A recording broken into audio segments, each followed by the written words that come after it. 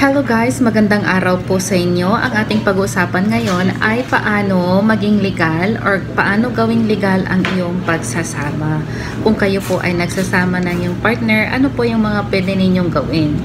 So, kung kayo ay nag-iisip na magkaroon ng civil wedding, ganito po ang gagawin ninyo. Ihanda po lahat ng mga requirements bago po magpunta sa Municipal Civil Registrar. Meron po yan sa munisipyo. Kung kayo ay nasa city, meron po yan sa City Hall. So, ano yung mga kailangan nating i-prepare? Ito po, pareho po kayo magdala ng sedula. Ang sedula ay makukuha sa barangay office. Punta po kayo sa barangay treasurer, kuha po kayo ng sedula. Next na dapat ninyong ihanda ay ang CENOMAR or Certificate of No Marriage. Punta po lang kayo sa PSA. Tingnan nyo po kung magkano ang sisingilin nila.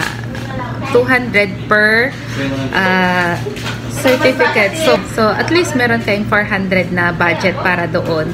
Plus yung sedula ninyo na makukuha sa barangay treasurer. So, kung wala kayong trabaho, minimum yata is 50 pesos. Pero kung meron kayong trabaho, expect to pay higher than 100.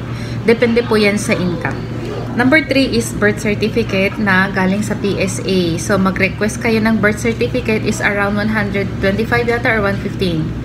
Basta ganun ang budget ninyo. So, kung dalawa kayo, you prepare at least 300 pesos. And then, meron din po kayong fill up na form pag nagpunta na sa Municipal Civil Registry. So, ano yung mga dapat ihanda? Dapat meron kayong sedula, birth certificate, and CENOMAR or Certificate of No Marriage. At least you know what to prepare.